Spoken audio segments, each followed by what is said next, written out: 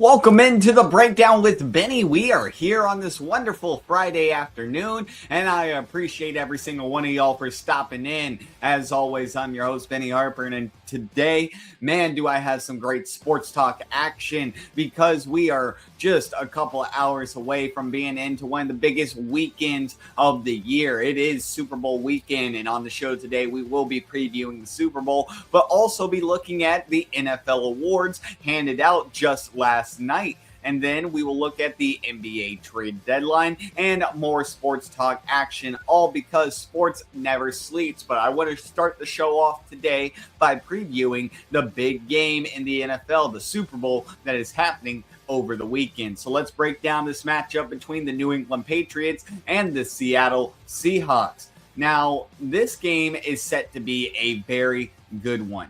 Currently, right now, in the series between these two teams, the Seahawks have managed to win 3 in a row against the Patriots.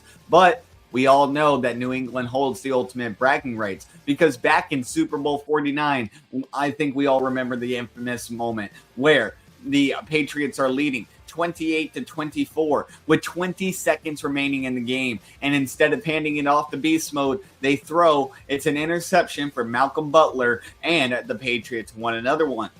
Now, in the great year 2026, we are getting a rematch of that Super Bowl. And this time around, the story is very similar. Seattle Seahawks, one of the best defenses in all of the NFL. And then you have a very well-coached team in the New England Patriots under first-year coach Mike Vrabel and second-year quarterback Drake May. I mean, the Patriots team are just well-coached on all three facets, but they have also struggled throughout the year.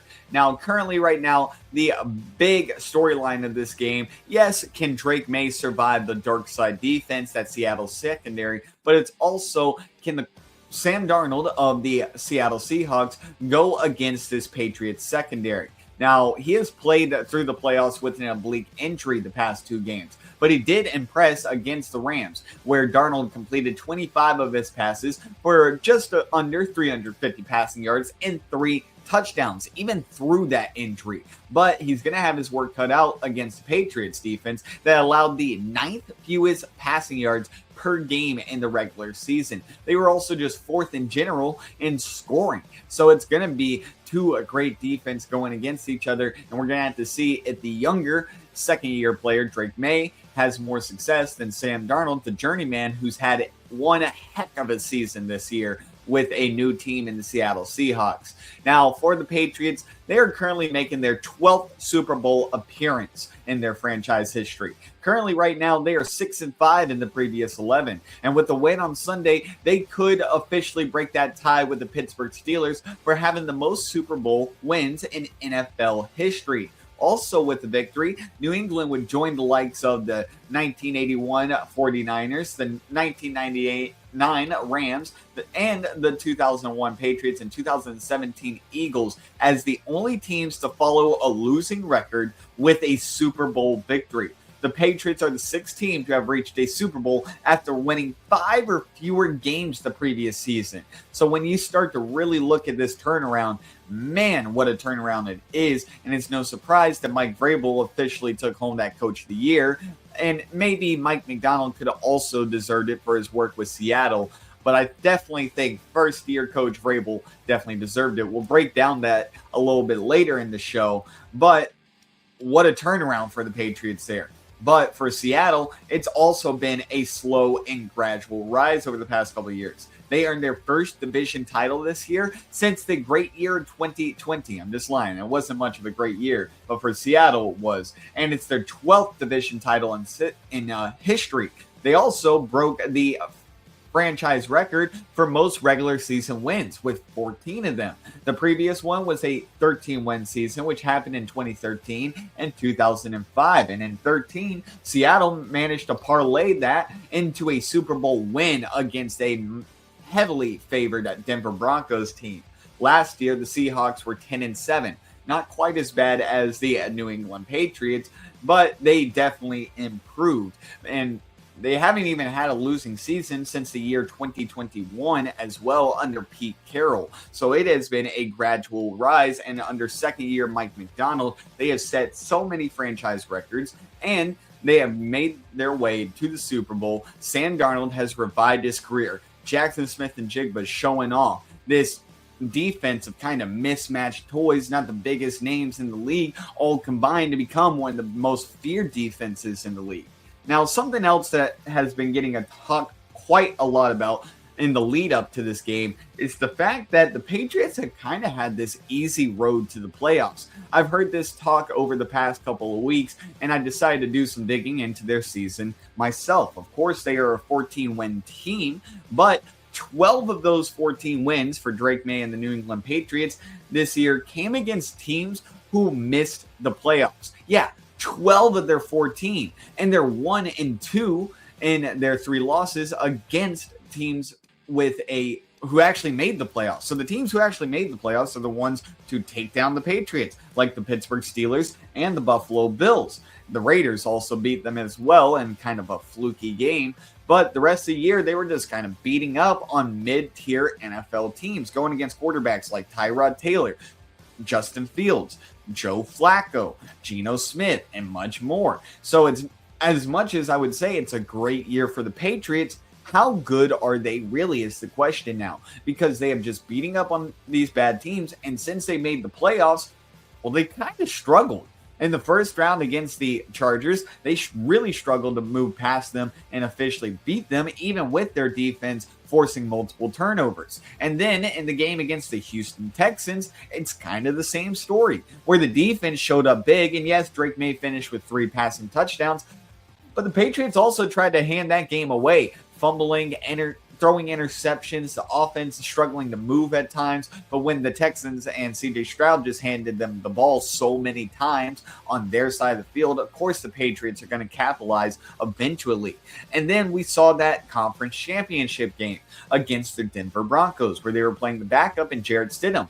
And if it wasn't for the snow coming down, there is a true possibility that the Broncos win that game with Jarrett Stidham. I mean, there was the drive where he hits 3 passes and scores a touchdown pretty much like that on Denver's second drive of the game. Of course, eventually the snow heavily came down and affected how the game ended up going. But the Patriots offense looked absolutely anemic against that Denver Broncos defense. And if Seattle can just copy that, they have the offensive weapons and the quarterback healthy and ready to go that can go against that Patriots defense. So there is a lot to be worried about. Also, in these 3 games, the Patriots have turned the ball over 5 times, at least Drake May alone. So they're really got to focus on protecting him, especially Will Campbell. The rookie tackle has been getting exposed and abused in these playoffs. So many clips of just guys getting around them and getting a free rush at his quarterback. So he's going to have to play a much better game in this Super Bowl to get past the Seattle defense. Now, for Seattle's defense, like I said, they are one of the most lethal in the NFL. So far across the playoffs, they've only allowed 16 points per game. But in the regular season, they only allowed 17 points per game, only 190 passing yards per game, under 100 rush yards per game, while also having 18 interceptions across the year. That's why this defense is one of the most feared. They got the nickname the Dark Side. They call themselves a mismatch bit of toys. Or just calling themselves misfits. I mean, they are a scary team. And I think with the young team that the Patriots possess, I think Seattle could bully it. Now, there's a couple of cool storylines here. Of course, we got the journeyman Sam Darnold playing for so many teams across his career. Had stints with the Jets, the Panthers, the 49ers. Last year, revived his career with the Minnesota Vikings, but then choked in the playoffs. This year, choking isn't on the mind because he is continuously improving week by week. He's only had 1 true bad week on the year, and it was kind of like a fluky one. And now he's sitting 1 game away from being a Super Bowl champion. He's actually the first person from the draft that included names like Lamar Jackson, Josh Allen, Baker Mayfield. He is the first one in that draft to make the Super Bowl. Let that sink in. I mean, this is crazy. And as a Panthers fan, I always kind of believed him in him in Carolina. He showed those flashes. He definitely showed them in Minnesota. Well, now he's putting it on full display for the Seahawks. Now, another cool storyline going on is the fact the rookie halfback for the New England Patriots, Travion Henderson, who was drafted from the Ohio State Buckeyes, has a chance to do something that not a lot of athletes get to ever say that they did. Last year, of course, with Ohio State, he managed to win a national championship. Now he has a chance to go back-to-back years, this time around winning a Super Bowl in the NFL. What a storybook start to his career in the pros that would be. Definitely am rooting for that. But in my head, I don't see this game not being won by Seattle. Someone asked me recently for a money line, and I went a little bit bold. I said Seattle's probably going to win by about 14, 17 points. And I still do believe that they're going to win big, but the more I look at the great coaching staff that New England possesses and just how well coached they are, they could definitely keep this game close. But I fully expect Seattle to take this game. And I'm just excited to watch it, but I'm also dreading the fact that once this game is completed, this NFL season is over. We officially head to the offseason, and we got to wait for more football action until the next season starts. I always hate when that happens, but man, am I ready for the big game. And also the commercials, and I know there's a controversial halftime show, but I am intrigued to see what Bad Bunny has in mind and whether maybe he brings another artist with them. So see how that plays out as well. Now we are heading to a short commercial break here on the breakdown but with Benny, but when I come back, we'll be going over all of the awards that were officially announced, who ended up winning them just last night at the NFL award show, and we'll be going over their years and maybe whether they deserve to win or whether they might have stolen it from someone else. All that and more after this short commercial break on the breakdown with Benny.